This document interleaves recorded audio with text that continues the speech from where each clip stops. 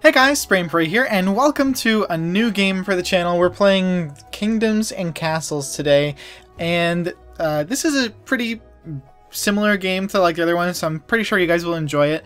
I have had a pretty good amount of fun with it. It's only $9.99 on Steam right now as of the recording and making of this video. It's in early access, so there's more features being added to the game, and there's not a lot in the game currently, but it's still pretty fun.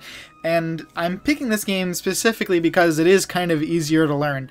You know, like Hearts of Iron, all those other games that we play, it's very difficult to get into, but this game, in about 4 hours, you can play through an entire game on the normal difficulty, which is what I've done so far, so I have a pretty good idea of how things work.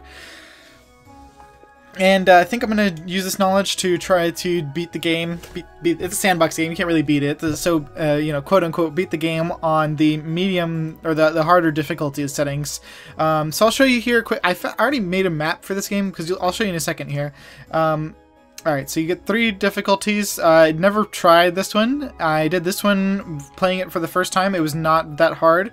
And I've never tried this one, but that's the one we're going to do for this playthrough, because I think that's going to be the most interesting since I got this pretty easily. So we're going to do that.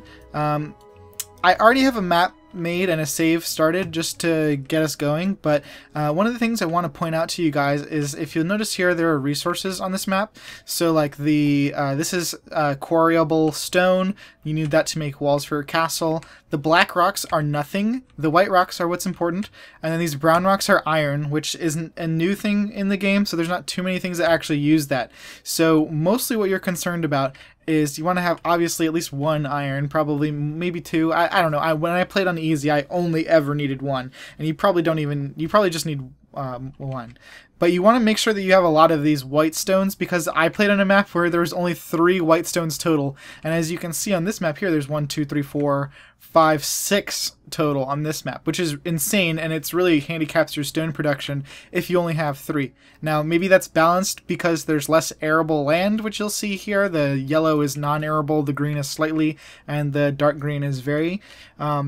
But I haven't seen that yet. It looks like it's pretty much just random, so you can just keep hitting this change button here to get different maps, and then like you can just get ridiculously OP maps. It's just completely random. There's no like, look at how many resources there are on this. There's like a gazillion stone, and that's kind of how the island that we have in the save is going to be. So I'll show you, and it's already started on hard or anything, and I'm not trying to trick you or anything, so you're just gonna have to believe me. But as you can see, there's a lot of stone and there's a lot of iron as well, so I don't think there's any penalty really to playing on this map. And we're gonna start our castle over here because we want to take up as much of the land that's non-arable as possible. If we zoom in here and click on stuff, you'll see this is very fertile, and then not fertile at all. So you can build farms on all the green stuff, but you can't build farms or orchards on the yellow. So the first building you're gonna want to build, let's pause the game so we don't get attacked anytime soon, is your keep, obviously. Now you can hit R to rotate, and it says that in the middle, and it also says click middle mouse button, which I guess works too, but that's not very obvious at the beginning of the game, so that's just one of the things that you'd want to see. Also for roads, it's kind of strange how it works, so I'll show you that as well. We're going to build like sort of in the center here, but I don't want to build too close to the edge, obviously, because we might get invaded there. Although being on the edge might be pretty good, because we'll build a wall right there and then they won't land. I don't know. Let's just pick 1 tile away from any of the green. All right, and then our door is going to be on that side. It doesn't really matter what side your door goes, but you know, whatever. All right.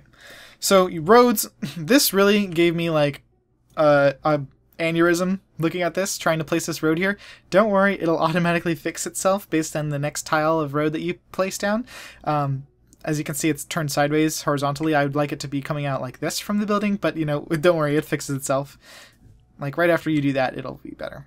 So we're going to make ourselves a little road over here along this barren section, and then we're going to make farms over here in this section. But of course, we also are going to need some hovels. Let's demolish some of these. We don't want to. It's only 1 wood per road, so we need to, yeah. Let's get ourselves a hovel. We're going to have at least 1, so these guys have some place to live. Alright. Let's do that. And then for food, what farms cost 3? Okay, so let's go ahead and just mark a few of these trees near us.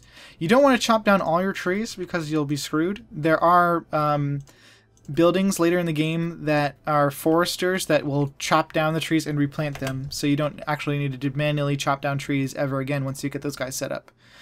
But in the beginning, that's the only way to get trees. You can put it on the fastest speed. So apparently, what you can do is you'll lose the game on this difficulty if your people are pissed off at you for too long. So I'm going to be really curious how that works. There's kind of some bugs in the game still. Like, for example, I don't think that the hospitals are working correctly, so your peasants die a lot from being plague. They get plague and then they die. So I don't know if I just didn't know how to use it or if it was bugged, but whatever. Alright, we have some food. Oh my god. This must be the game. This must be from my last game, these numbers, because, yeah, that's stupid. We have some food stockpiled right now in our keep here. It doesn't really tell you how much there is, which is kind of annoying. Obviously, it's in alpha still. You can just guess from here, but there's no way to figure out how much is stockpiled here or how much is from where, so it's kind of annoying in that respect. Alright, as far as food, let's get some farms started on this highly fertile area.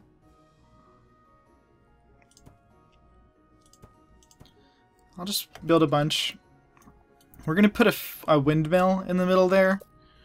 Windmills cost stone though, so we're going to leave that slot open for now. I'm going to keep going on the fastest speed. The game actually runs really well.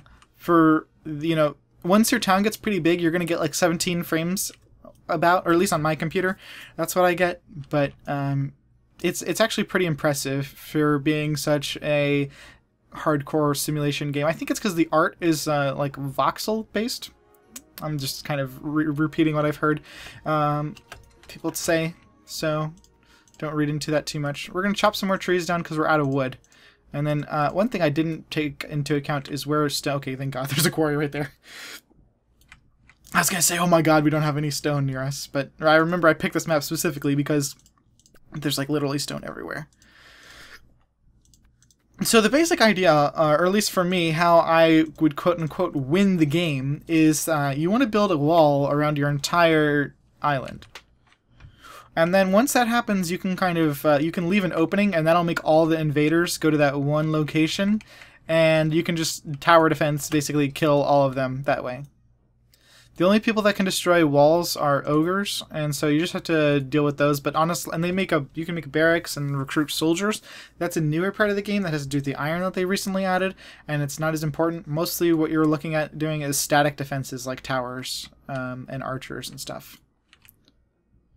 Alright, so we're gonna get some low on food here soon. We also need more dudes. So I'm gonna close some of these farms because we don't need this many. We only have 5 people, so we're gonna only need I don't know how much food per year does one person use. Let's see. Eaten by home, so it's actually literally 1 food per person. So one farm can produce 10 food, so that's fine. Let's just leave those closed so that those guys will do that other work. It's nice to have them built already, so we just have to flip them on later, but we don't need to do it too much. I'm kind of leaving a little space here, because last time I just built right up on my keep, and it was hard to click on stuff.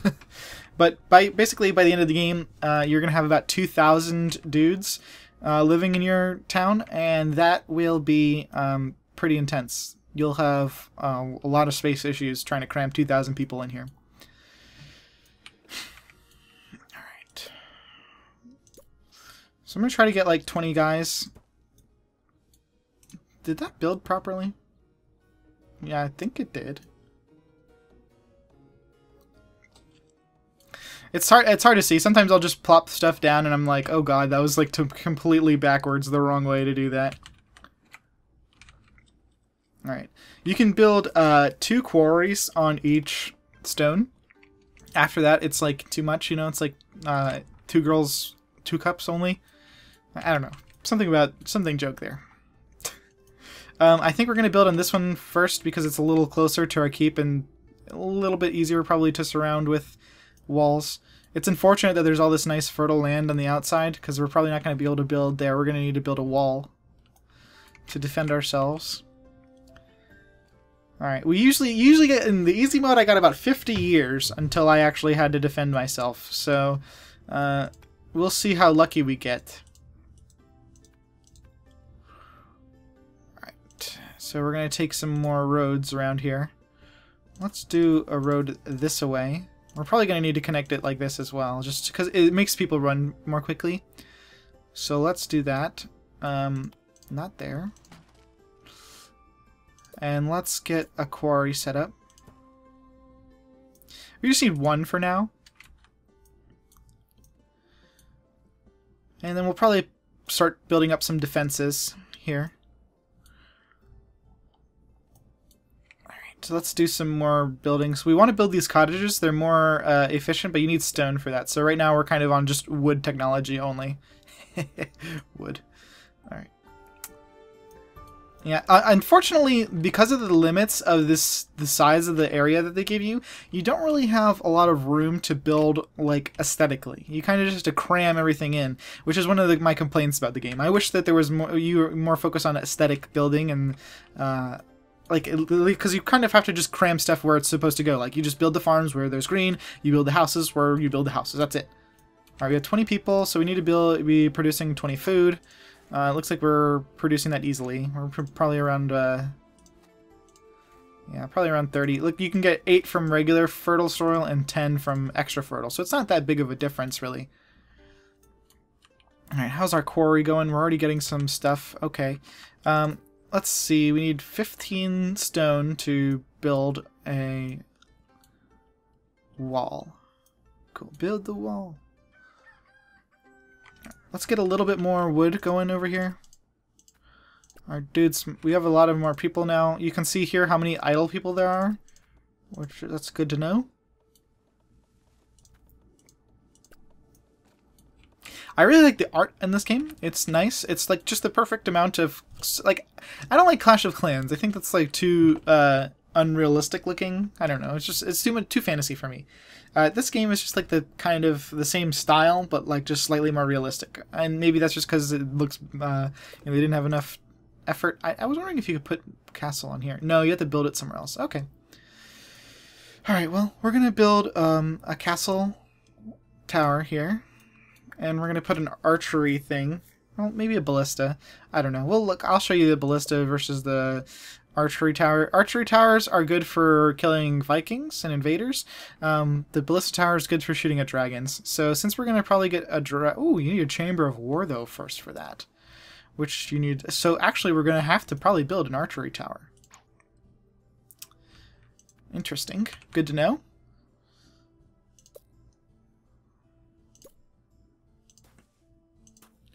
Let's go ahead and build some more roads and make a let's just do some cottages, sure. These are more efficient than the hovels, because the hovel can only hold 5 people. The cottage can hold 12. So on these 2 tiles, you would only be able to get 10 people with hovels, but with a cottage you get an extra 2. And it's the same thing later with manors. You can hold 25 people instead of just 20 if you're only using hovels, or of course 24 if you use 2 cottages in the same 4 tiles. The manor takes up a 4x4 area, or 2x2 area. Alright, so yeah, people are visiting our kingdom. This up here is pretty good. You can also talk to your advisors here. Good day, blah blah blah blah. Basically about, halfway through the first playthrough I kind of just started ignoring them because they're not very helpful. There's nothing really that they're going to tell you besides, you're an idiot, they're starving, and that once you start the game pretty good, you're okay. You've figured that out. You'll be able to get the hang of that pretty quickly, and you won't need their information anymore. Let's chop down some more trees. We need a little bit more wood. The quarry is doing good. These are infinite, by the way, in case you're wondering. The trees obviously are a fixed resource. You're going to run out of them, but like I said later, you'll be able to build these foresters, which they will chop and replant trees. You can't put them too close together, and they do need quite a few trees in their range to be efficient, but like I said, these are infinite, so you're not going to run out of them eventually. I'm going to put another quarry on the back side here, and we'll see how that works. I don't it doesn't matter. Like, as you can see, they just walk through the water, or the grass. It's just a little faster if they're on the road. So the road is preferable for that reason. We're going to build a well, too, because we need one. If stuff catches on fire, like from a dragon or something, all your little peasants, I guess, will go and get water from that to douse out the fires.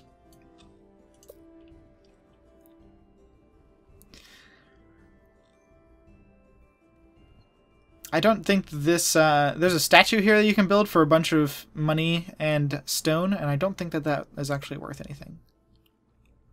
Oh, you need gold for this too, so we really need to build this quickly. So let's hurry up and get that stone in here.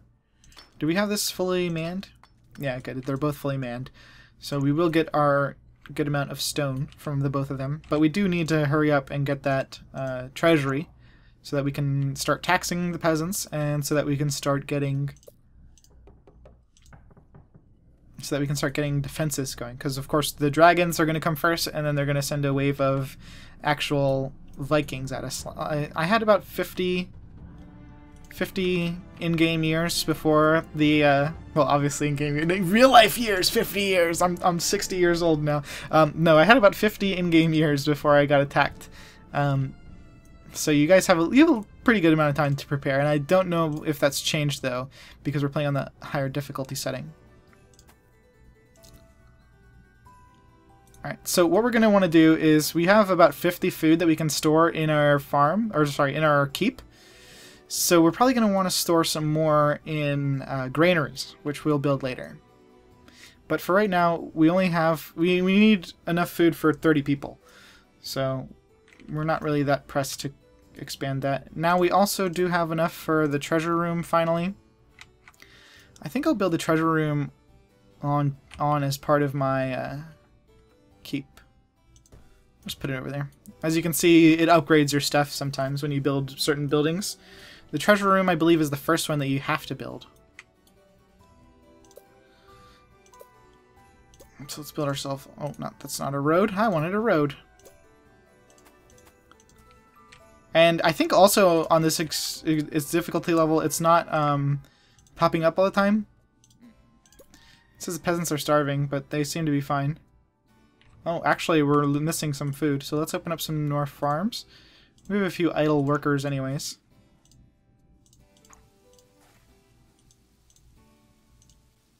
And then we could also go ahead and build ourselves a windmill. Now, unfortunately, these farms are vulnerable to flooding from torrential downpour. So what you would want to build in addition to farms is these orchards. Not orchids, orchards. They take up 4 tiles, 2 by 2, but they're not flooded when it rains really hard, so that's a big advantage of them. Apparently we need some more wood.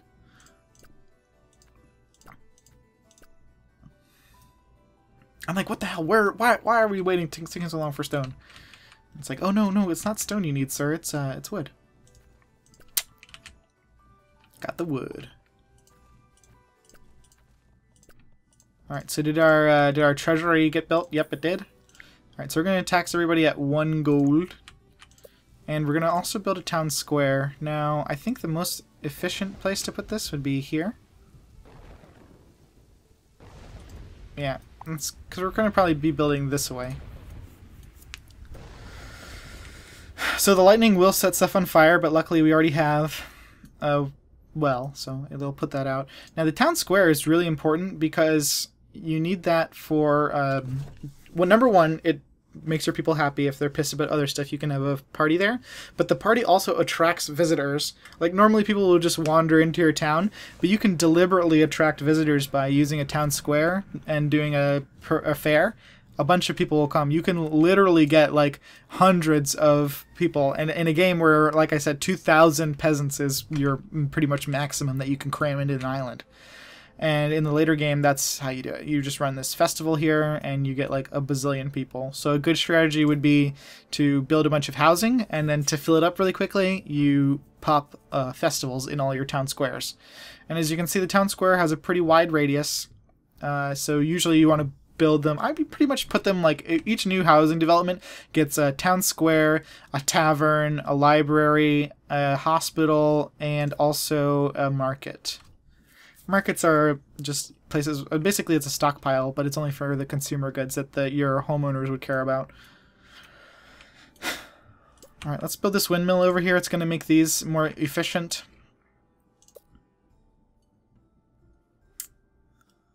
So the Chamber of War is kind of expensive. We're going to want to build...